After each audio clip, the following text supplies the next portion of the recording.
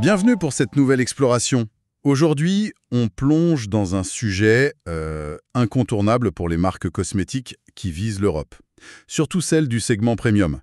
On parle du règlement cosmétique européen, le fameux CE numéro 1223-2009.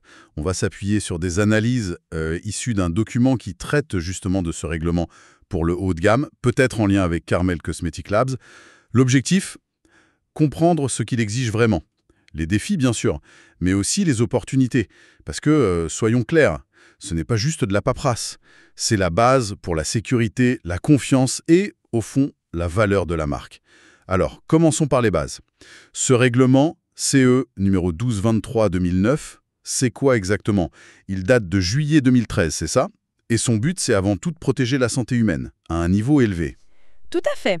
Et aussi de renforcer la confiance du public dans les cosmétiques. C'est crucial. Et ça couvre quoi comme produit? C'est large. Ah oui, très large. En gros, tout ce qui est mis en contact avec la peau, les cheveux, les ongles, les lèvres, les dents, les muqueuses buccales, que ce soit pour nettoyer, parfumer, modifier l'aspect, protéger, maintenir en bon état, ou même masquer les odeurs corporelles.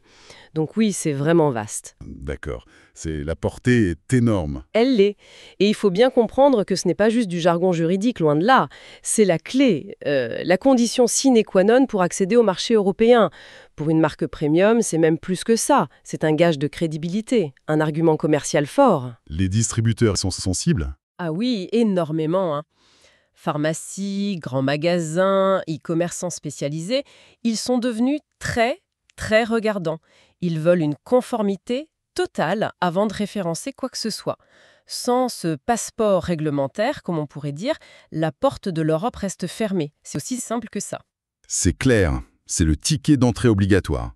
Mais alors concrètement, qu'est-ce que ça veut dire pour une marque au quotidien? C'est quoi les exigences clés? Alors, il y a plusieurs piliers fondamentaux. Le premier, c'est la désignation d'une personne responsable, la PR. Une personne responsable? Oui, c'est une personne physique ou morale, mais le point essentiel, c'est qu'elle doit être établie dans l'Union européenne. C'est elle qui porte la responsabilité légale du produit une fois sur le marché. Et son rôle, c'est quoi exactement? Il est multiple. Elle doit garantir la sécurité du produit, bien sûr, s'assurer aussi que la fabrication respecte les bonnes pratiques de fabrication, les BPF. Ah oui, la norme ISO 22116. Exactement, c'est ça. Elle doit aussi vérifier la conformité de l'étiquetage et puis elle sert de point de contact pour les autorités. C'est vraiment pour centraliser la responsabilité au sein de l'UE. D'accord, cette PR est donc centrale. Mais il n'y a pas que ça, il y a aussi toute la paperasse. La documentation technique, non? Le fameux PIF et le CPSR. Ah, le dossier d'information produit, le PIF, et son élément clé, le rapport sur la sécurité du produit cosmétique, le CPSR, oui. Ça a l'air un peu lourd, non? C'est juste des documents administratifs ou ça a un vrai impact? Alors, oui, ça peut sembler lourd, mais c'est tout sauf une simple formalité. C'est le cœur scientifique du produit. Le PIF, il rassemble tout.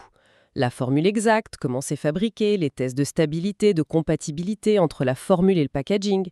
Il contient aussi les preuves du respect des BPF. Et le CPSR, c'est l'évaluation de sécurité poussée. Faite par un expert. Oui, obligatoirement par un évaluateur de la sécurité qualifié, un toxicologue souvent, qui atteste que le produit est sûr, dans les conditions normales d'utilisation. Mais, et c'est crucial pour le premium, le PIF doit aussi contenir les preuves qui justifient les allégations marketing. Ah, voilà. Ça, c'est intéressant. Donc, si on dit anti-rides, il faut le prouver dans ce dossier. C'est exactement ça. La promesse sur le pot, elle doit être soutenue par des preuves tangibles dans le PIF. Que ce soit réduit les rides de X%, hydrate pendant 24 heures, améliore l'éclat. Pour une marque premium qui vend du résultat, c'est fondamental. Ça montre le sérieux. Ça dit, on a fait le travail scientifique, notre produit est sûr et il tient ses promesses. C'est la crédibilité qui est en jeu. Je vois. C'est la caution scientifique cachée en quelque sorte. Et ensuite, il y a la notification CPNP. C'est quoi ça? Alors le CPNP, c'est le Cosmetic Products Notification Portal. C'est une base de données européenne en ligne. D'accord. Chaque produit cosmétique doit y être enregistré avant d'être mis sur le marché. C'est obligatoire. Et ça sert à quoi concrètement? Ça permet aux autorités de surveillance de chaque pays et aux centres antipoison d'avoir un accès immédiat aux informations clés sur le produit, la composition, qui est la personne responsable, etc. En cas de problème, par exemple une réaction indésirable signalée, ils peuvent agir vite. C'est un outil de vigilance sanitaire en fait, pour la traçabilité et la réaction rapide. Compris. Et le dernier point visible pour tout le monde, c'est l'étiquette. L'article 19 du règlement, c'est ça, hein? Il est très précis, il me semble. Oui, très précis. Il liste toutes les mentions obligatoires. Le nom et l'adresse de la personne responsable? Oui, le contenu nominal, le poids ou le volume, la date de durabilité minimale ou la période après ouverture. Le fameux petit pot ouvert. Voilà, le numéro de lot pour la traçabilité, les précautions d'emploi si nécessaire, et bien sûr la liste des ingrédients. La liste IMFE. Ce langage un peu barbare parfois. Un peu, mais c'est une nomenclature internationale standardisée. Ça permet à tout le monde, en théorie, de savoir ce qu'il y a dedans. Et là encore, la question des allégations revient.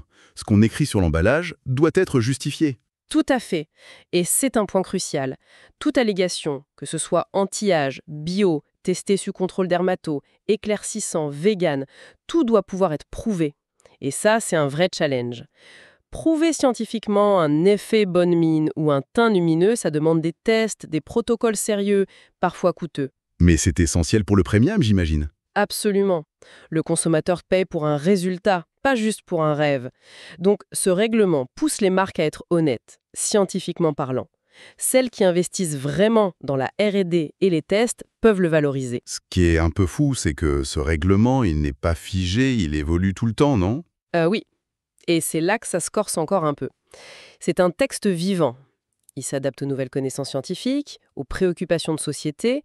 On voit une surveillance de plus en plus accrue de certains ingrédients. La Commission européenne, via son comité scientifique, le CSSC, réévalue constamment des substances. Ce qui veut dire... Ça mène à des mises à jour régulières des annexes du règlement. L'annexe 2, celle des substances interdites, elle s'allonge. L'annexe 3, qui liste les substances restreintes avec des limites de concentration ou des conditions d'usage, elle est souvent modifiée. On a vu passer récemment, par exemple, le règlement 2022-195 qui a ajouté des restrictions sur les substances dites CMR, cancérogènes, mutagènes ou toxiques pour la reproduction. Qu'il y ait une attention particulière sur les nanomatériaux, les filtres UV, certains conservateurs, les allergènes. C'est une surveillance constante. Donc pour une marque, ça veut dire qu'il faut faire une veille réglementaire et scientifique permanente. C'est indispensable. Un ingrédient star aujourd'hui peut être sur la sellette demain. Il faut anticiper ou au moins réagir très vite. Sinon, c'est la reformulation en urgence, voire le retrait du marché. C'est un travail de fond pour les équipes R&D et réglementaires. Et on sent aussi une pression sur d'autres aspects que les ingrédients, non? La durabilité, l'éthique. Oui, clairement. Les discussions au niveau européen vont dans ce sens. Plus de transparence sur les chaînes d'approvisionnement, par exemple. On parle aussi de plus en plus de l'impact environnemental. Comment le réduire? Via les formules elles-mêmes, leur biodégradabilité, mais aussi les emballages, l'éco-conception. Et bien sûr, il y a l'interdiction des tests sur animaux. C'est un acquis majeur en Europe pour les cosmétiques, mais sa mise en œuvre globale et le contrôle restent des sujets importants. Et le consommateur premium, justement, comment il perçoit tout ça? Est-ce que ça correspond à ce qu'il attend? Ah mais complètement. Ces évolutions sont en phase directe avec ce que recherche cette clientèle. Aujourd'hui, un consommateur premium, il ne veut plus seulement de l'efficacité ou du luxe, il cherche du sens, de l'éthique. Il veut de la naturalité, mais maîtrisée. Il se soucie de l'environnement, de sa santé sur le long terme. Il veut des preuves. Exactement. Il veut des preuves, pas juste du marketing. La sécurité, c'est la base, c'est non négociable. Et de plus en plus, la transparence sur l'origine des ingrédients, les process de fabrication propres, les engagements environnementaux, sociaux, ça devient décisif dans le choix. Donc ce règlement, qui peut paraître contraignant, il pourrait finalement servir ces consommateurs exigeants. C'est tout à fait ça. Le règlement agit un peu comme un filtre. Il oblige les marques à être plus rigoureuses, plus transparentes, plus responsables. Ça aide le consommateur à faire le tri, en quelque sorte, entre les marques sérieuses et celles qui surfent sur la vague sans vrai fondement. La conformité devient une sorte de label. Une sorte de label implicite de sérieux, oui. Et pour les marques qui vont plus loin, qui communiquent bien sur leur sécurité, leur efficacité prouvée, leur durabilité, ça renforce énormément la confiance et la fidélité. Et l'innovation dans tout ça. Le client premium aime la nouveauté. Nouvelles textures, ingrédients high-tech, comment on marie ça avec un cadre aussi strict? C'est le défi du luxe moderne. Innover, oui, mais une innovation qui soit maîtrisée, validée. Chaque nouvel actif, chaque nouvelle technologie doit passer l'épreuve de l'évaluation de sécurité, le fameux CPSR. Et si on fait des promesses, il faut les tests d'efficacité qui vont avec. Le règlement n'empêche pas d'innover, mais il cadre l'innovation pour protéger le consommateur. Donc l'astuce, c'est d'intégrer ces contraintes très tôt. Exactement. Dès la R&D. Il faut penser réglementaire dès le début. Une marque premium qui réussit, c'est celle qui arrive à proposer une innovation désirable, efficace et en même temps irréprochable sur la sécurité. Alors concrètement, comment une marque premium peut s'organiser pour non seulement respecter ce règlement, mais aussi en tirer parti? Quelles sont les bonnes stratégies? La première chose, c'est l'anticipation. Ne pas voir le réglementaire comme la dernière étape avant de lancer, mais l'intégrer dès le début. C'est-à-dire? Ça veut dire choisir ses ingrédients en connaissance de cause, vérifier très tôt la compatibilité formule-packaging, faire les tests de stabilité nécessaires, préévaluer le profil toxicologique et surtout réfléchir aux allégations qu'on veut faire et comment on va les prouver. Si on attend la fin pour se rendre compte qu'un ingrédient est restreint ou qu'on ne peut pas prouver une allégation, c'est la catastrophe. Ça demande une vraie expertise en interne ou alors de bons partenaires? Oui, l'un ou l'autre, ou souvent les deux. Et le choix des partenaires est stratégique. Par exemple, travailler avec un fabricant qui est certifié ISO 22716. Pourquoi c'est si important? Parce que cette norme sur les bonnes pratiques de fabrication, elle est directement liée au règlement. Elle garantit que la production est maîtrisée, hygiène, contrôle qualité, traçabilité. C'est une assurance énorme pour la marque et ça facilite beaucoup la constitution du PLIF. Et pour une marque qui produit hors de l'UE, disons au Maroc, et qui veut vendre en Europe, c'est encore plus compliqué de préparer tout ça. Ah oui, ça peut être un vrai défi. Monter les PIF, obtenir le CPSR signé par un évaluateur basé en UE, faire la notification CPNP, ça demande une expertise très pointue du règlement européen. C'est là que des partenaires spécialisés peuvent aider. Exactement. Beaucoup de marques externalisent cette partie. On a vu des cas intéressants, comme une marque française qui, en travaillant avec un labo partenaire au Maroc, a pu non seulement se mettre en conformité rapidement, mais aussi obtenir la certification ISO 22716 pour le site, avoir les PIF, CPSR, CPNP clés en main, et même valoriser le Made in Morocco et des actifs locaux tout en restant premium. Ça montre que c'est faisable avec le bon accompagnement. C'est intéressant ça, parce que la contrainte réglementaire devient presque un argument de qualité d'origine maîtrisée. Précisément. Et c'est là qu'on bascule vers l'idée que ce règlement n'est pas qu'un fardeau, ça peut être une opportunité. C'est une transition parfaite. Justement, comment on passe de la contrainte subie à un avantage concurrentiel? Comment on se différencie grâce à la conformité? Déjà, en respectant scrupuleusement le règlement. Ça paraît basique, mais c'est le socle de la crédibilité. Ça envoie un message de sérieux, d'engagement. Mais au-delà, les marques qui excellent sont celles qui intègrent cette rigueur dans leur philosophie, sans jamais sacrifier ce qui fait le luxe, l'expérience sensorielle, l'innovation, l'histoire. Elles maîtrisent la complexité technique et en font une preuve de leur excellence globale. Quand on arrive à faire ça et à le communiquer subtilement, Ça devient une force. oui, ça devient un vrai levier de confiance. Dans un marché saturé, montrer qu'on est irréprochable sur le réglementaire, en plus d'avoir des produits exceptionnels, ça fidélise. Ce n'est plus juste une case à cocher, ça fait partie de la valeur de la marque. Alors, si on devait résumer un peu tout ça, qu'est-ce que ça implique pour une marque premium qui vise l'Europe? Ça implique que ce règlement cosmétique européen, c'est bien plus qu'une loi. C'est vraiment le cadre d'un marché qui met la sécurité, la transparence, l'éthique au premier plan. Pour une marque premium, s'y conformer, ce n'est pas juste une option, c'est un impératif stratégique. C'est vital pour le commerce, bien sûr, mais c'est aussi totalement aligné avec ce qu'attend sa clientèle. Donc, savoir gérer cette complexité, c'est une compétence clé aujourd'hui. Absolument.